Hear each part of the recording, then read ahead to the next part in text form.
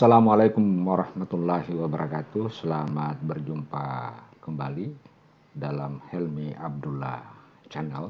Kali ini kita akan belajar tentang deret hingga kompleks dan lingkaran kompleks. Nah, sebelum kita membahas lebih jauh, maka ada beberapa hal yang penting ingin saya kemukakan, bahwasanya di dalam mengkaji persoalan deret itu telah kita bahas sebelumnya pada perkuliahan deret hingga. Nah, kali ini kita akan mengkaji persoalan deret hingga untuk bidang kompleks. Nah, perlu saya jelaskan bahwa mekanisme pengujian deret, jadi mekanisme pengujian deret itu kan ada dua jenis deret yang akan kita uji, apakah dia masuk deret konvergen ataukah dia masuk ke dalam deret divergen. Nah, sama halnya pada pembahasan deret hingga, maka deret hingga kompleks ini juga menggunakan pengujian deret. Namun demikian, ada dua hal yang sangat penting di dalam pengujian deret hingga kompleks, yaitu pertama ada yang kita sebut dengan uji. Nah, uji rasio ini dirumuskan sebagai rho limit n menuju tak berhingga. Kemudian di sini ada harga mutlak, harga, kemudian suku n tambah 1 dibagi dengan suku an, maka dia menghasilkan katakanlah sesuatu bilangan S. Nah, sesuatu bilangan yang S ini apabila jika kecil sama dengan 1, maka deretnya disebut dengan konvergen, dan jika besar dengan 1 disebut dengan deret divergen, dan jika sama dengan 0, ya, sama dengan 0, maka uji mesti kita harus melakukan uji lanjut. Kemudian uji yang berikutnya akan kita gunakan adalah uji integral. Nah, uji integral itu menyatakan bahwa integral batas, kita ambil batas atas yang tak berhingga saja, an dn. Nah, jika hasilnya ini finite, jadi artinya memiliki nilai, jadi memiliki nilai selain tak berhingga, maka dia disebut sebagai deret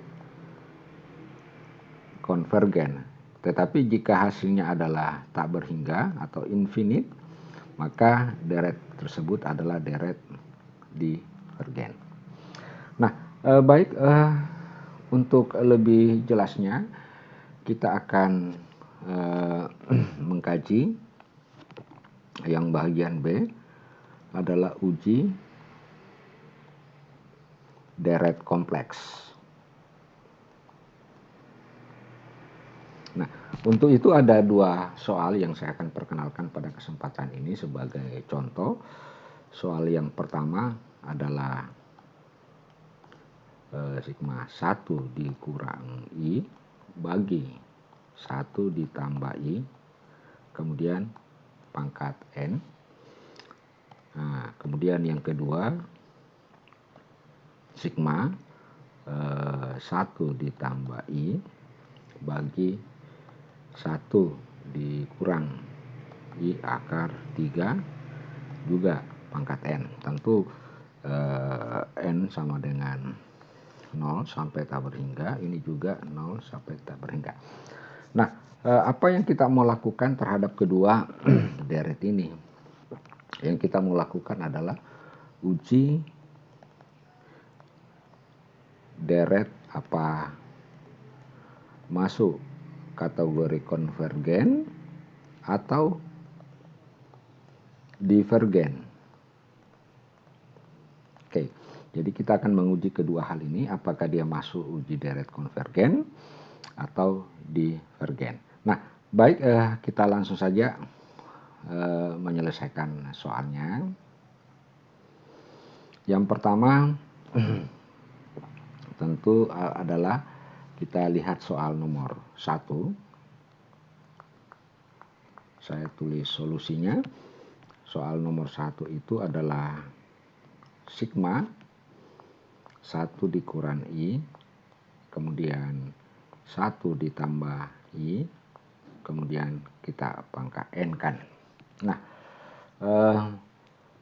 tentu dari sini kita tahu bahwa AN-nya itu adalah 1 dikurang I, kemudian 1 ditambah I, ini berpangkat N. Nah, tentu kalau kita ingin menggunakan uji rasio, maka kita akan cari dulu N ditambah 1. Nah, saya hapus dulu ya. Kita cari, untuk mencari uji rasio, maka kita menentukan AN ditambah 1. Tentu kalau AN tambah 1, berarti pangkat N-nya ini harus diganti dengan N tambah 1. Jadi 1 ditambah I, ya, 1 kurang I, 1 ditambah I, ini dalam kurung, kemudian ini kita ganti N tambah 1. Nah, ini bisa kita ubah menjadi 1 dikurang I per 1 ditambah I, kemudian ini pangkat N, tentu 1 dikurang I per 1 ditambah I. Nah, inilah. Nah, sekarang kita coba gunakan uji rasio. Uji rasio itu adalah rho, tentu limit N menuju tak berhingga, ya. Tentu AN ditambah 1 dibagi dengan AN. Nah, hasilnya ini kita akan dapatkan limit N menuju tak berhingga. Nah, AN tambah 1 kita tinggal masukkan ini adalah 1 pangkat N dikali saya hapus dulu. Ini adalah 1 dikurang I, bagi 1 ditambah I. Nah, ini pangkat N, kemudian dikali dengan 1 dikurang I per 1 ditambah I. Ya.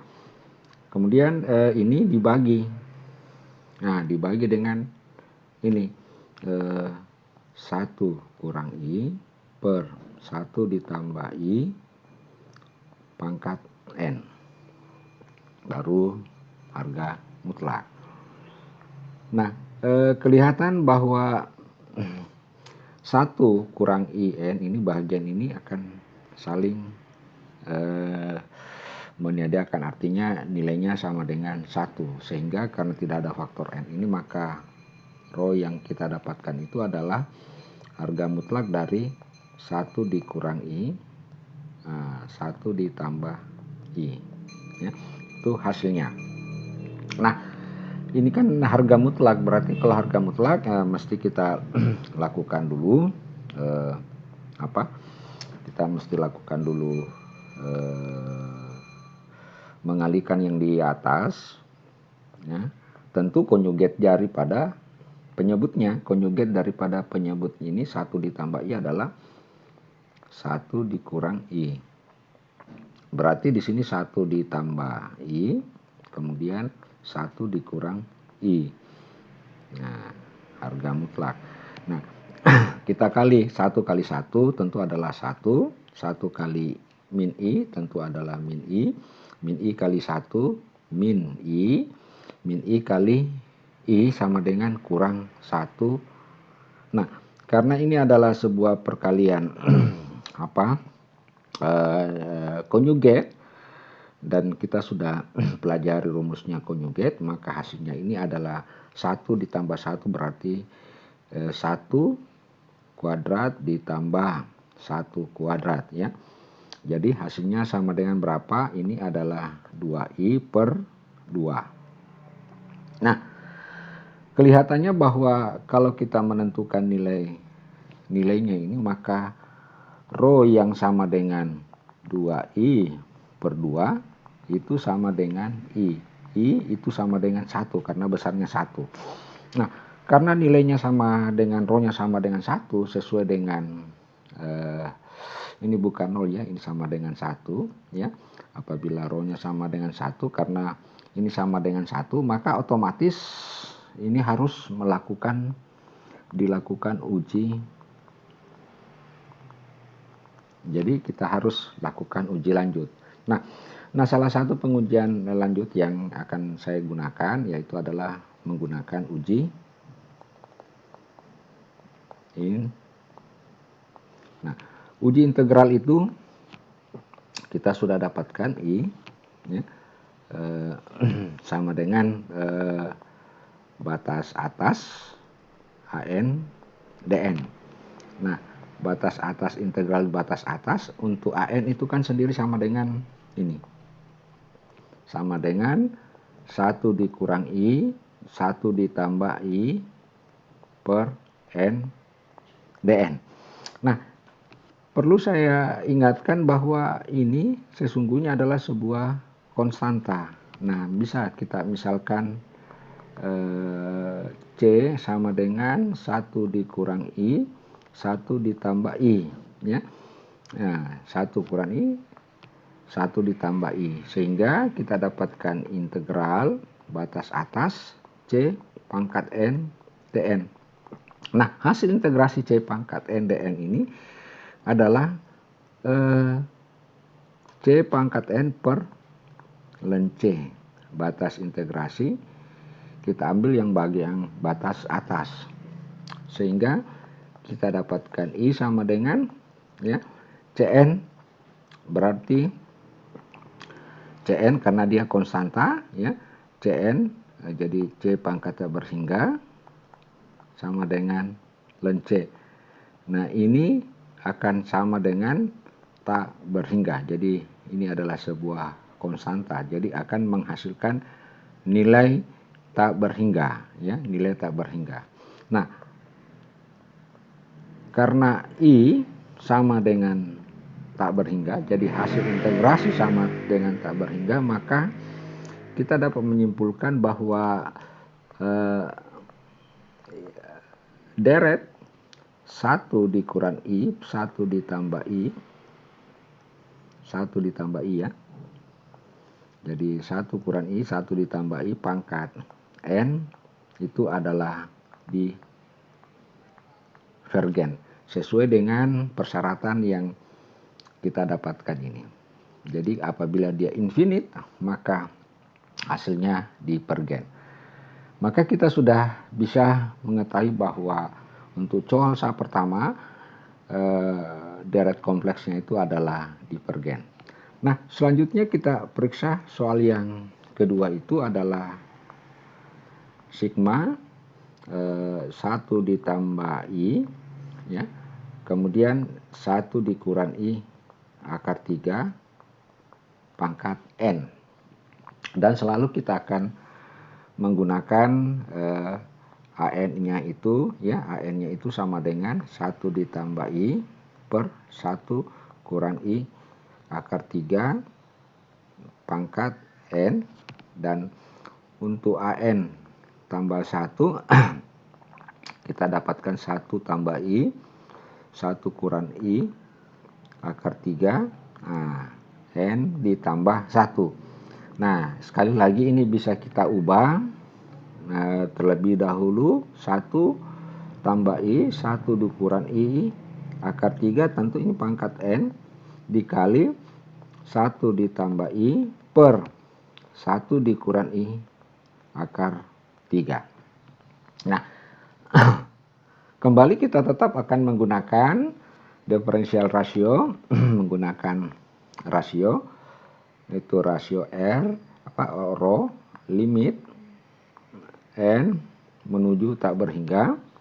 Tentu AN tambah 1, berarti ini ya 1 ditambah I per 1 dikurang I akar 3 pangkat N kali 1 ditambah I per 1 dikurang I akar 3.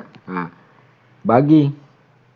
kita bagi dengan 1 ditambah I per 1 dikurang I akar 3 pangkat N. Harga mutlak. Maka ini bisa hilang sehingga rho yang kita dapatkan itu adalah langsung karena sudah tidak ada N, sudah saling menyediakan, berarti tinggal 1 ditambah I, 1 dikurang I akar 3. Nah, kita tinggal melakukan rasional. Tentu yang di atas kita kali dengan konjugat daripada penyebutnya. Nah, kalau penyebutnya 1 dikurang I, maka konjugatnya itu adalah 1 ditambah akar 3 per. Nah, tentu ini juga 1 I akar 3, karena di atas kita sudah kali dengan 1 akar 3, 1 ditambah I akar 3, maka di bawah juga harus dikali dengan 1 tambah I akar 3. Nah, selanjutnya kita tinggal menyelesaikannya. Rho itu berarti 1 dikali 1. Ya, kita tulis 1 ya. 1 dikali I, kita dapatkan I akar 3, kemudian tambah I ini, kemudian I kali I minus. Nah, minus akar 3. Nah, karena ini merupakan konjugat antara set dengan set, maka kita langsung saja tulis 1 pangkat 2 ditambah akar 3 pangkat 2 sama dengan 3. Sehingga kita dapatkan ini sama dengan 1 dikurang akar 3 ya. Kemudian ditambah I 1 ditambah akar 3 dibagi dengan 4. Nah, setelah itu kita masing-masing cari harga mutlak. Untuk ini adalah ya 1/4.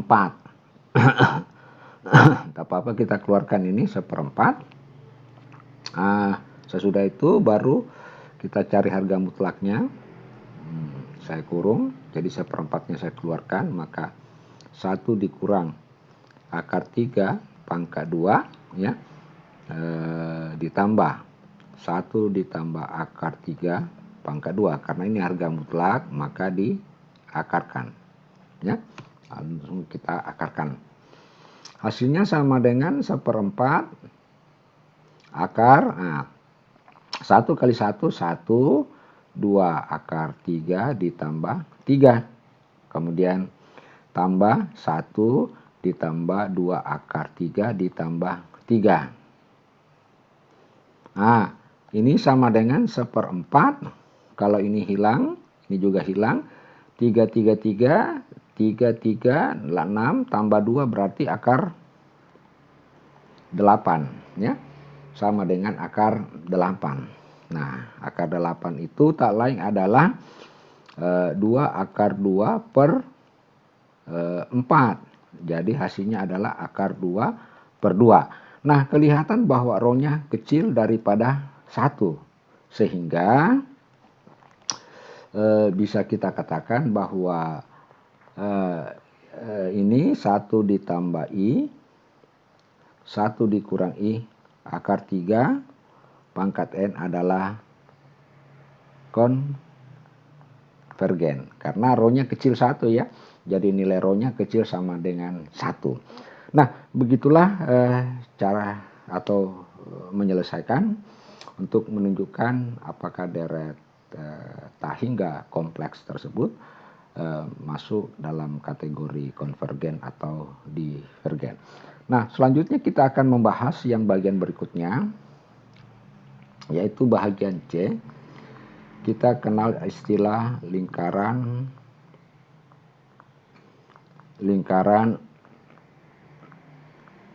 konvergen. Nah, untuk menentukan lingkaran konvergen, maka persyaratan yang kita harus penuhi adalah bahwa rho limit n menuju tak berhingga harga mutlak daripada AN ditambah 1 per AN, kan hasilnya ini, bahwa syarat dia mendivergen, maka kita harus menggunakan syarat ini untuk menentukan apa?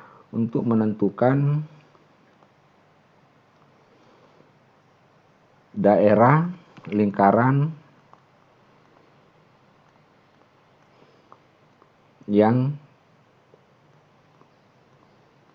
konvergen. Karena memang dari awal sebagaimana saya perlihatkan ini, bahwa syaratnya bahwa rho itu konvergen apabila rho-nya kecil 1. Nah, sehingga kita akan mencari lingkaran kompleks yang mana yang masuk sebagai lingkaran konvergen. Nah, baik, saya akan memberikan 2 contoh soal. Yang pertama, ada sebuah deret 1 x kuadrat 3 kemudian ditambah x pangkat 4, ternyata di sini adalah 5 faktorial dan seterusnya. Itu adalah deret. Kemudian yang berikutnya soal yang kedua, ada i z pangkat n per n pangkat 2. Nah, kita ingin menentukan apa? Tentukan lingkaran konvergennya.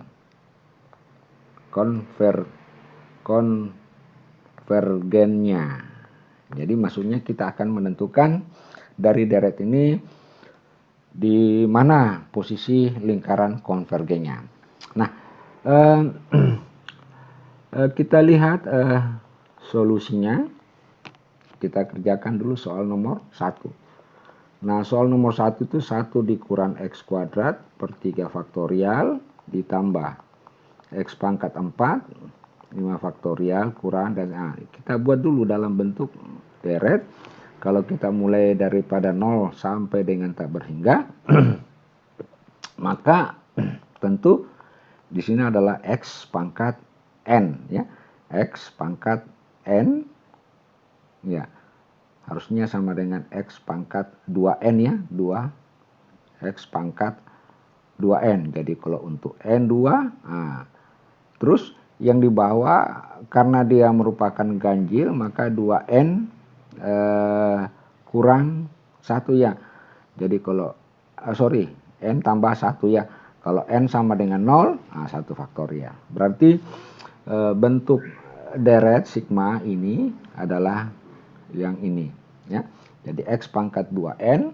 Mengapa 2 pangkat 2n? Karena untuk n sama dengan 1 berarti x pangkat 2. X sama dengan 2, x pangkat 4. X sama dengan 2 berarti 2 kali 2, 4 tambah 1, 5 faktorial. Oke, di sini ada faktorialnya. Nah, setelah kita dapatkan ini, maka kita gunakan persamaan uji deret rasio. Tetapi dalam hal ini uji deret rasio yang akan kita gunakan sebagai untuk menentukan lingkaran konvergennya. Jadi dari sini kita sudah dapatkan bahwa AN-nya itu sama dengan x pangkat 2n per 2n ditambah 1 faktorial. Kemudian kalau kita ingin mencari mencari AN tambah 1, AN ditambah 1, maka ini adalah x, saya hapus dulu, sama dengan x. Karena 2n berarti 2n ditambah 1. Yang di bawah kita bisa tulis 2n ditambah 1, kemudian ditambah 1, kemudian difaktorialkan. Sehingga ini kita bisa selesaikan dulu. Ini hasilnya x pangkat 2n dikali x pangkat 2, ya. Kemudian yang di bawah ini sama dengan kita kali saja masuk 2n tambah 3 faktorial. Nah, ini bisa kita tulis X kuadrat dikali X pangkat 2N. Nah, ini bisa kita tulis pecah urutkan permutasinya ya. 2N, kemudian 2N ditambah 2, kemudian 2N ya sama dengan 2N tambah 1 faktorial. Mengapa kita urutkan seperti itu? Karena faktor ini nanti akan saling meniadakan. Baik, kita tinggal menyelesaikannya. Kita pasang rho, limit n menuju tak berhingga. Jadi saya ambil dulu an tambah 1 berarti x kuadrat kali x pangkat 2n ya. Nah, dibagi 2n tambah 3, kemudian 2n ditambah 2, kemudian 2n ditambah 1 faktorial. Nah, itu ya. Kemudian kita bagi, dibagi dengan ini x pangkat 2n per berapa? 2n ditambah 1 faktorial. Nah, itu. Nah, x pangkat 2n ini bisa hilang karena pembagi ya. Demikian pula ini 2n tambah 1 bisa hilang ya. Jadi ini bisa hilang. Nah, jadi yang tersisa rho sama dengan limit n menuju tak berhingga adalah x pangkat 2 per 2n ditambah 3 kali 2n ditambah 2. Nah, ya, tinggal itu. Nah, untuk memasukkan nilai tak berhingga, maka hasilnya sama dengan, jadi setelah kita masukkan nilai, sorry ya, enggak apa-apa. Ini ada satu kesalahan. Jadi sebenarnya bukan X, ya enggak apa-apa. Jadi X ini sebagai ini, sebagai bilangan ini. Jadi enggak apa-apa. Saya ganti dulu ya. Saya mohon maaf, ini ada kesalahan tulis. Jadi seharusnya ini adalah set, ini adalah set. Jadi tidak ada masalah, prosesnya sama. Ini adalah set, ini juga adalah set, ini juga adalah set, ini juga adalah set. Jadi ini adalah set, ini adalah set, ini adalah set ya. Jadi semuanya ini adalah set, ini adalah set, ini adalah set, ini adalah set. Oke, jadi saya mohon maaf ada kesalahan soal. Jadi bukan X tapi Z. Oke, tapi tidak ada masalah. Yang jelas prosesnya tidak ada yang berubah. Jadi hanya yang berubah, yang tadinya saya tulis X sekarang menjadi Z. Dan memang seharusnya adalah Z. Jadi ini Z pangkat. Jadi kita dapatkan di sini, saya tulis ulang. Nah, ini karena sudah hilang, jadi tinggal Z pangkat 2, 2n ditambah 3, kemudian 2n ditambah 2. Kalau n-nya kita masukkan tak berhingga, maka rho-nya itu kita akan dapatkan sama dengan 0. Apa artinya? Kalau untuk rho sama dengan 0, meskipun rho kita dapat jahit rho, artinya apa? Artinya rho sama dengan 0. Rho sama dengan 0 itu artinya untuk semua, jadi semua set merupakan set merupakan lingkaran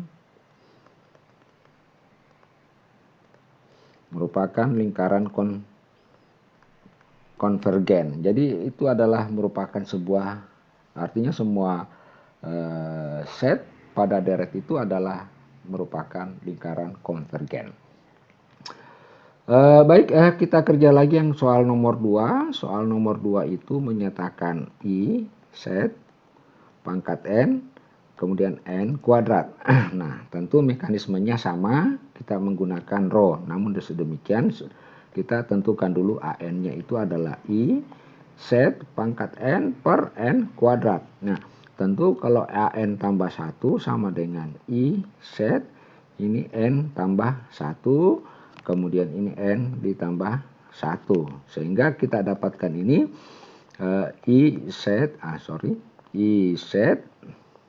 pangkat n dikali i set pangkat 1. Ya. Yang di bawah ini ada pangkat 2-nya, jadi n kuadrat ditambah 2n ditambah 1. Jadi kita sudah temukan. Selanjutnya kita tinggal menentukan rho limit n menuju tak berhingga an-nya ini.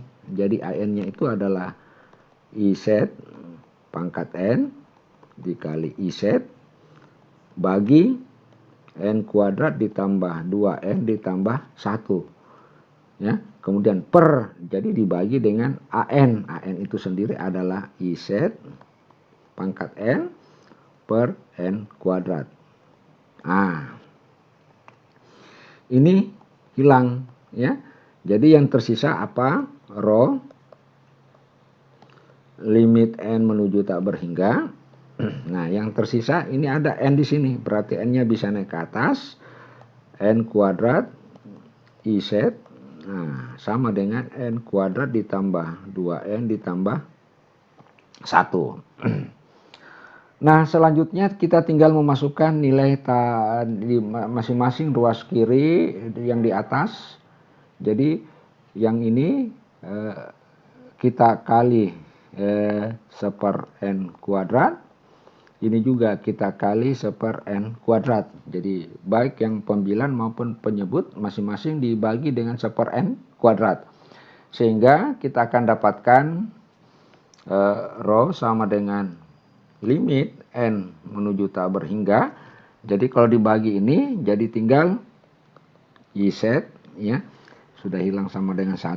Ini 1 ditambah 2 per n ditambah seper n kuadrat. Nah, kemudian kita masukkan nilai tak berhingga, maka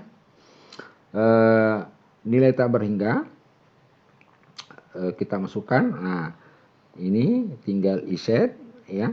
Ini kalau nilai tak berhingga n ya 0 berarti tinggal 1. Nah, ini syaratnya harus kecil 1 ya. Jadi syaratnya ini harus kecil 1 supaya dia konvergen. Dengan demikian maka kita dapatkan harga mutlak daripada i set adalah set ya kecil 1. Nah, apa artinya ini? Artinya ini menunjukkan bahwa pusat, jadi saya tulis dulu definisi lingkaran. Kalau misalkan saya dapatkan C, set dikurang AI ditambah B ya. Nah, AI ditambah B katakanlah sama dengan 0. Maka bukan sama dengan 0, sama dengan katakanlah sama dengan 1. Jadi saya tulis sama dengan 1. Maka makna daripada ini persamaan lingkaran, bahwa pusat lingkarannya itu berada di AI ditambah B sama dengan 0, berarti Z sama dengan AI ditambah B. Jadi pusat lingkarannya berada di sumbu Y. Sumbu Y adalah B sumbu X, A. Kemudian karena R-nya ini adalah R sama dengan 1, maka jari-jarinya sama dengan 1. Sehingga bisa kita tulis pusat lingkarannya yang katakanlah A di sini A, kemudian katakanlah di sini B. Maka ini menjadi pusat lingkaran, sehingga kita katakan ini adalah jari-jarinya adalah R sama dengan 1. Ini adalah sebuah contoh. Nah, bagaimana halnya dengan set? Dengan set dikurang 1. Set dikurang 1 itu berarti set sama dengan 0. Berarti pusat lingkarannya berada di koordinat 0,0. Jadi pusat lingkarannya berada di koordinat 0,0 karena harga mutlak Z itu adalah 0,0 ya. 0,0. Dengan jari-jari lingkaran sama dengan berapa? Sama dengan 1. Nah, perlu saya jelaskan bahwa tidak selamanya 1 ya, bisa 2, bisa 3 dengan jari-jari lingkaran. Maka daerah yang masuk di daerah ring lingkaran inilah yang kita sebut sebagai lingkaran